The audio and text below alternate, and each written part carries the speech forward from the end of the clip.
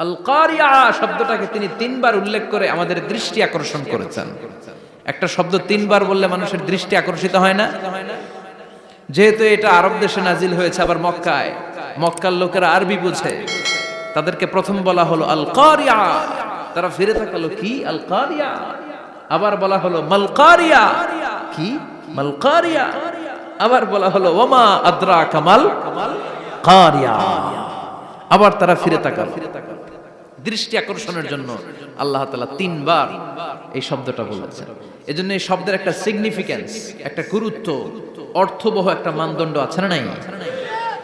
আল কারিয়া শব্দের অর্থ হচ্ছে বিকট আওয়াজ। আল কারিয়া মানে কি?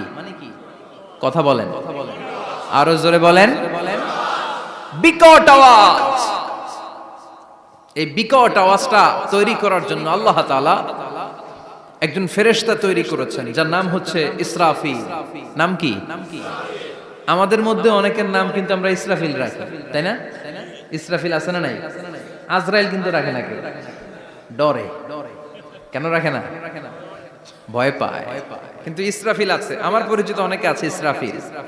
তো এই ফেরেশতার পা হচ্ছে জমিনের নিচে, মাথা হচ্ছে আকাশের উপরে। এই ফেরেশতার কাজ হচ্ছে ওই বিকট শব্দ তৈরি করা। উনি একটা সাইরেনের মধ্যে ফু দিবেন, হুইসেল দিবেন, ট্রাম্পেট। ওই ট্রাম্পিটে, ওই সাইরেনে, ওই হুইসেলে ফু দিলেই শুরু হয়ে যাবে আল কারিয়া। মাল ওমা আদরাকা মাল। এই ফেরেশতার দায়িত্বই হচ্ছে ওই বাঁশির মধ্যে ফু দেয়া, হুইসেল, সাইরেন, ট্রাম্পিট। আরবিতে এটাকে বলা হয় আসুর। ইদা নুফিখা ফিস সূরি নাফখা ওয়াহিদা, যখন তিনি ওই সিংহে একটা ফু দিবেন সব লন্ডভন্ড হয়ে যাবে, কিচ্ছু খুঁজে পাওয়া যাবে না। আল্লাহ ওনাকে তৈরি করেছেন শুধু এই হুইসেলের মধ্যে, বাঁশির মধ্যে তিনটা ফু দেওয়ার জন্য। কয়টা? উনি সৃষ্টির শুরু থেকেই এই বাঁশিটাকে দুই ঠোঁটের মাঝখানে রেখে আল্লাহর আরশের দিকে তাকিয়ে আছে, and just waiting for the green signal. আল্লাহর পক্ষ থেকে সবুজ সংকেতের অপেক্ষায়। যখনই আল্লাহর অর্ডার করবেন তখনই শুরু হয়ে যাবে আল কারিয়া। মাল ওমা আদরাকা মাল। সৃষ্টির শুরু থেকেই ইসরাফিল ফেরেশতা বিশাল সিংহাটাকে দুই ঠোঁটের মাঝখানে করে আরশের দিকে তাকিয়ে আছে, কখন আল্লাহ অর্ডার দিবে। অর্ডার দিতে দেরি, ফুৎকার দিতে দেরি নাই, ঠিক কিনা? বিকট আওয়াজ, গগন বিদারী শব্দ, প্রচন্ড একটা সাউন্ড, জাইগান্টিক সাউন্ড, যে আওয়াজ, যে শব্দ কেউ শুনে নাই। শুনছেন? পৃথিবীতে আপনারা কে সবচেয়ে বেশি আওয়াজের কিছু শুনেছেন? সবচেয়ে বেশি আওয়াজ আপনার জীবনে ঘটেছে কোন জায়গায়? কি দেখেছেন যে অনেক আওয়াজ হয় সেখানে? বলেন তো। হ্যাঁ, বজ্রপাত। বজ্রপাতের আওয়াজ আপনি শুনেছেন, বিকট আওয়াজ, তাই না? বজ্রপাতকে আঞ্চলিক ভাষায় আপনারা কি বলেন? হ্যাঁ, ঠেড়া। ঠেড়া অনেক জায়গাতেই বলে ঠেড়া। নোয়াখালীতে বলে ঠেড়া হচ্ছে, হেতের উপরে আল্লাহ ঠেড়া হচ্ছে, আছে না নাই? তো এই যে ঠেড়া, বজ্রপাত, ইংরেজিতে বলে থান্ডার, আসলে এটার আওয়াজ বড় ভয়ঙ্কর, প্রচন্ড আওয়াজ। আচ্ছা, আর আপনি বলেছেন কি, গাড়ির চাকা যদি পাংচার হয়, হ্যাঁ, এটা তো আওয়াজ হতে পারে।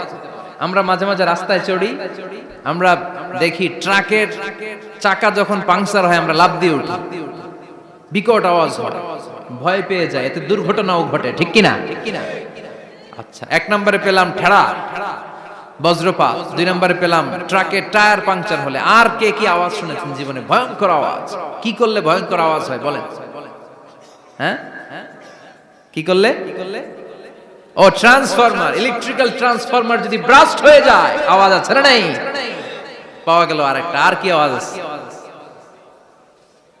ককটেল মারলে, গ্রেনেড হামলা, বোমা মারলে, সিলিন্ডার ব্রাস্ট হইলে।